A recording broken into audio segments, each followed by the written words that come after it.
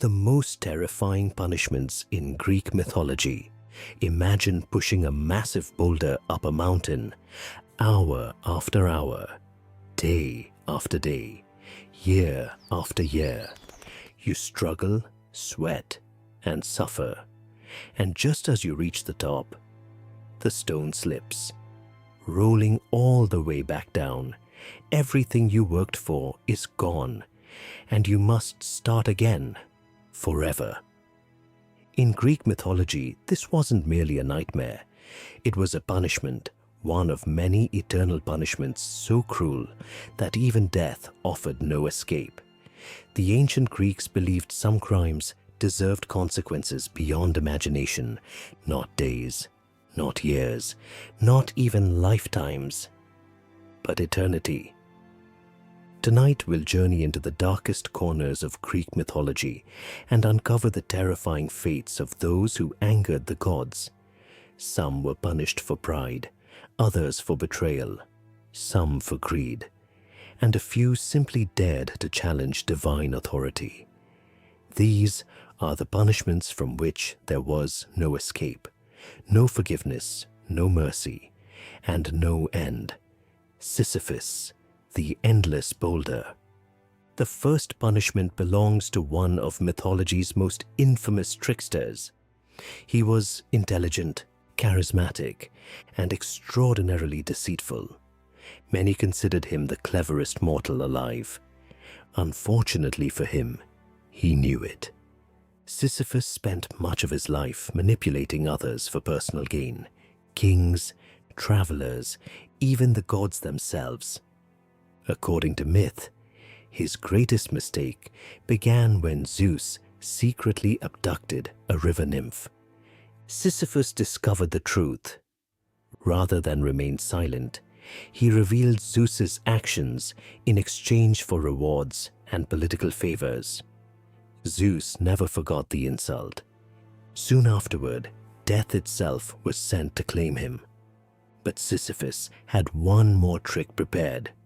When death arrived, Sisyphus somehow managed to trap and chain the very embodiment of death. The consequences were catastrophic. No one could die. Soldiers survived mortal wounds. The elderly lingered indefinitely. Battles became meaningless. The natural order began to collapse. Eventually, the gods intervened. Death was freed, and Sisyphus was dragged into the underworld. There, his eternal punishment was revealed.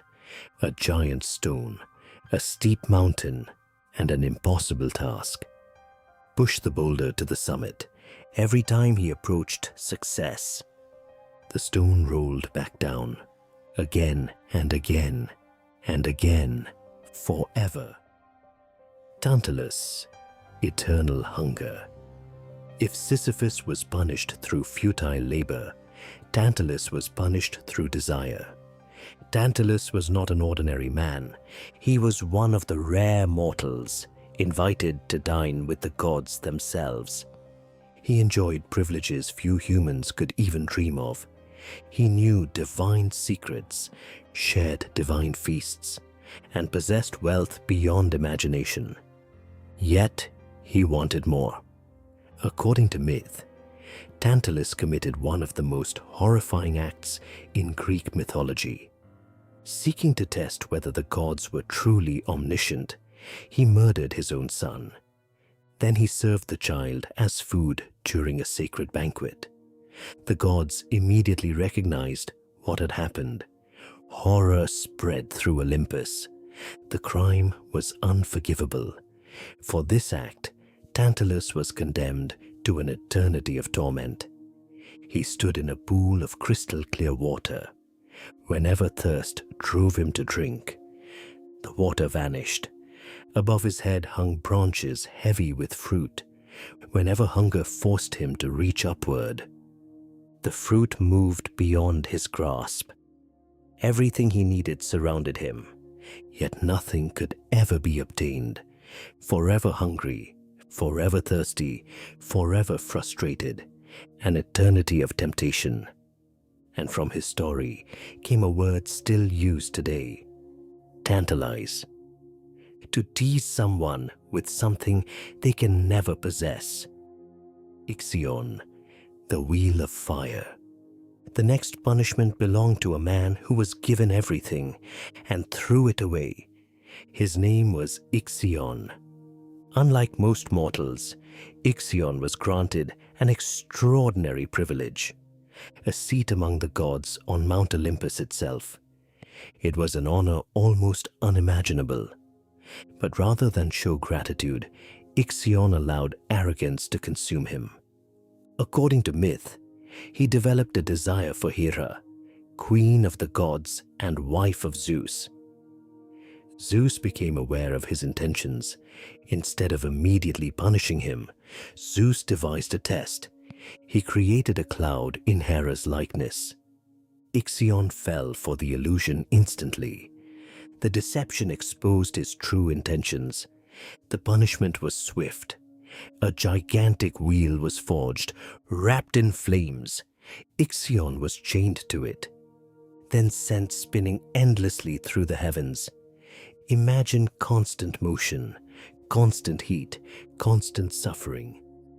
Only fire and endless rotation for eternity. Prometheus, the price of helping humanity. Not every prisoner in Greek mythology was a villain. Prometheus is perhaps the greatest example. To the gods, he was a criminal. To humanity, he was a savior. Before Prometheus intervened, mankind was weak and vulnerable. People struggled against darkness, against cold, against nature itself. Prometheus pitied them. So he stole fire from Olympus.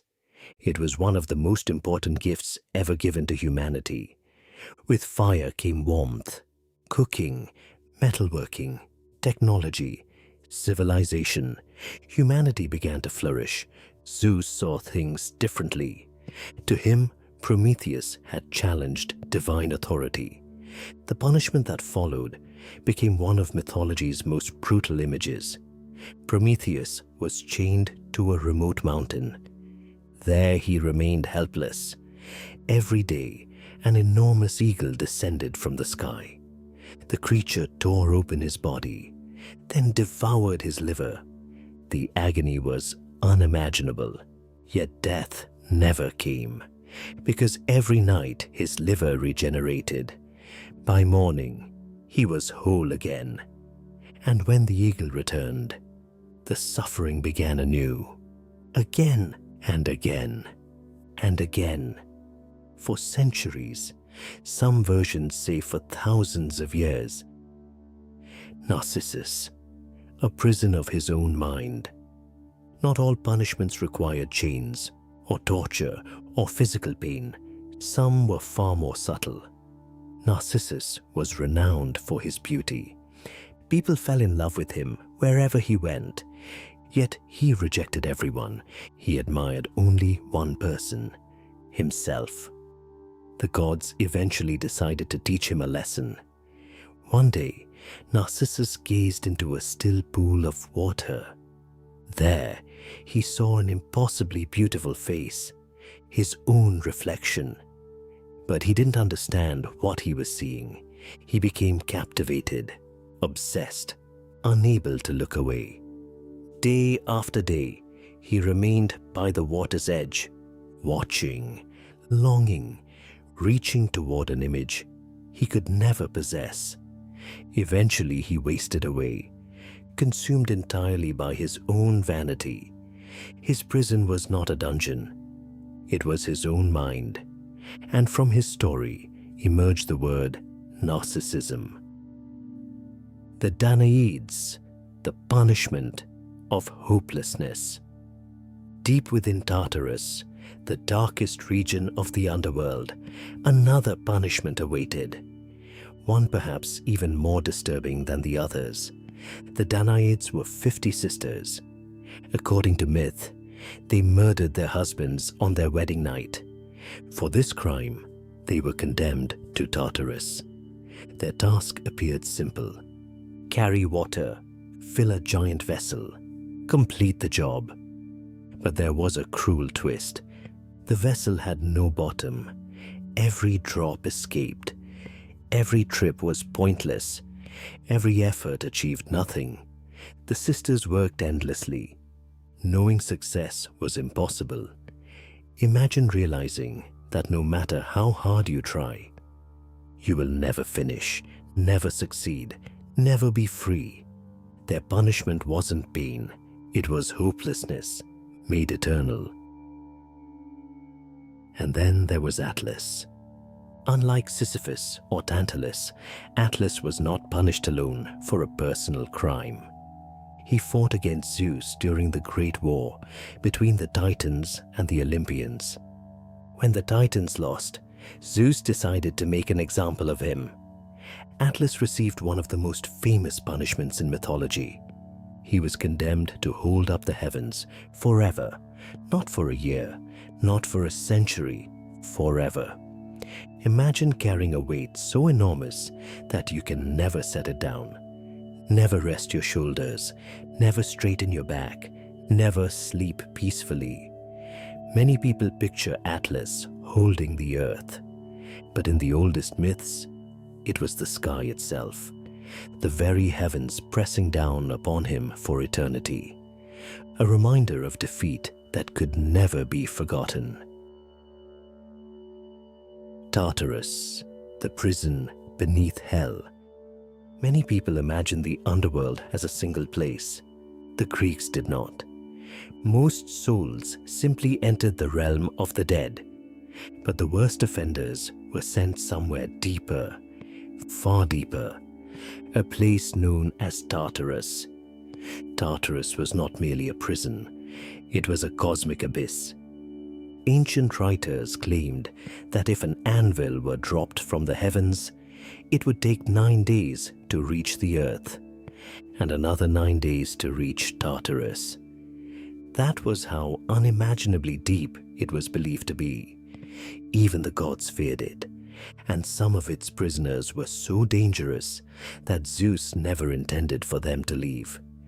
The defeated Titans were locked there, gigantic primordial beings who had once ruled the universe.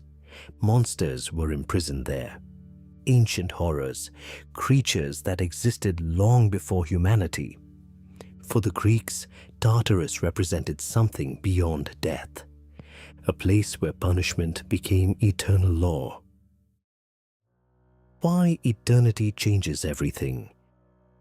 A punishment lasting 1 day is terrible. A punishment lasting 10 years is horrifying. But eternity changes everything. Given enough time, even a minor discomfort becomes unbearable. Imagine standing in one place for 1,000 years. Imagine hearing the same sound every day for 1,000,000 years. Imagine performing the same task forever. No finish line, no reward, no possibility of success. That is the true nightmare hidden within Greek mythology. The punishments were not designed merely to hurt.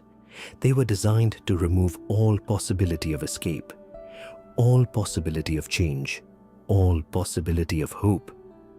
And perhaps that is why these stories still feel unsettling today. Because beneath the ancient names and supernatural settings lies a fear that everyone understands. The fear of being trapped, the fear of making a mistake that cannot be undone, the fear of realizing that tomorrow will be exactly the same as today, and the next day, and the next, forever. Why these punishments still terrify us? What makes these stories unforgettable isn't merely their cruelty. It's the fact that every punishment reflected the crime. Sisyphus used deception to gain advantages, so he was condemned to endless failure. Tantalus abused divine trust, so he was eternally denied satisfaction. Ixion betrayed hospitality, so he was never allowed to rest. Narcissus loved only himself, so he became trapped by himself. The Greeks believed that actions carried consequences, sometimes consequences so severe They echoed forever.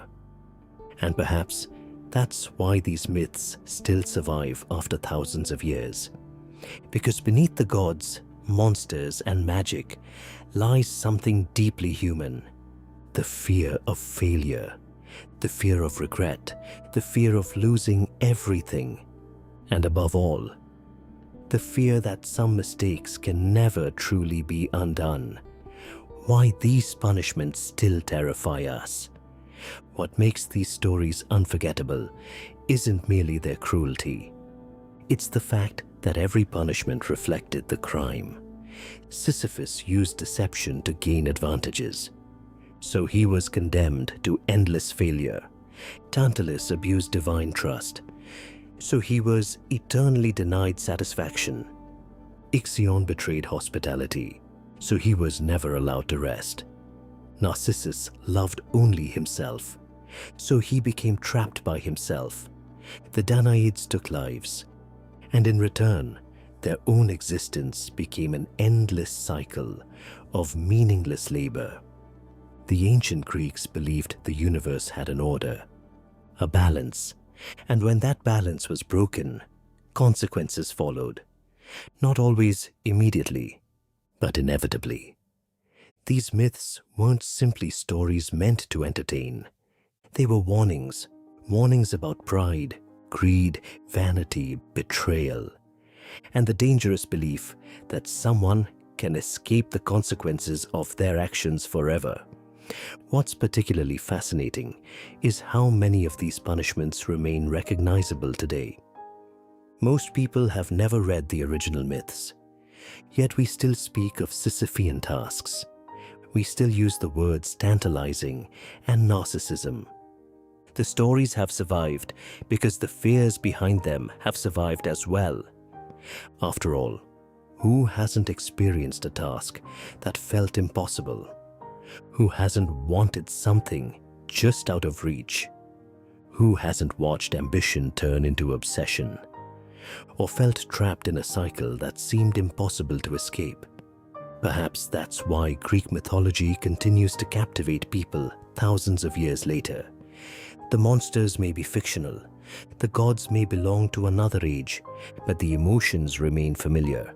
Frustration, desire, regret, envy, pride, fear.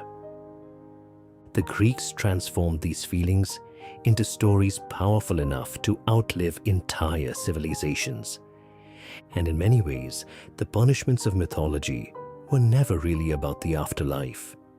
They were about life itself, about the choices people make, the consequences they create, and the burdens they carry long after those choices are made. Because sometimes the most terrifying prisons aren't built from stone. They aren't guarded by monsters, and they don't exist deep beneath the earth. Sometimes they're created by our own actions. And once we enter them, finding a way out can be far more difficult than facing any monster. The true horror of Greek punishment. But what makes these punishments truly terrifying isn't the pain. It's the fact that none of them can ever end. In many modern stories, suffering eventually stops. A hero escapes. A villain is defeated. A prisoner is released. In Greek mythology, that isn't always the case. The punishment is the ending, and eternity is part of the sentence. Think about Sisyphus. The boulder isn't what makes his punishment horrible. It's hope. Every time he pushes the stone upward, there is a moment when success seems possible. A moment when he can almost reach the top. And then it disappears. The mountain becomes a machine designed to destroy hope itself. Again and again, for all time, Tantalus suffers in a similar way. The gods didn't lock him in darkness. They didn't starve him in an empty prison. Instead, they surrounded him with exactly what he wanted. Water close enough to touch, fruit close enough to reach, yet forever beyond his grasp. Every second becomes a reminder of what he can never have. The punishment is not hunger. The punishment is temptation, endless temptation. The same pattern appears again and again throughout Greek mythology. The gods rarely chose random punishments. They preferred irony, cruel irony. The punishment reflected the crime. The suffering mirrored the mistake. And nowhere is this more visible than in the underworld. The giants who challenged the gods. The ancient Greeks believed there was one mistake greater than almost any other. Trying to overthrow the gods, again and again, myths tell stories of beings who believed they were powerful enough to challenge Olympus. And almost every time, the result was the same: defeat, punishment, and eternal humiliation. One famous example was the giant Alcyoneus, a massive warrior born from the earth itself. He believed he could defeat the Olympian gods and claim their power. But during the Great War, known as the Gigantomachy, he was eventually struck down. The giants had believed they could conquer heaven. Instead, they became warnings, reminders that some forces were beyond mortal reach.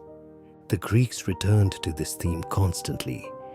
Pride could elevate someone, but excessive pride could destroy them.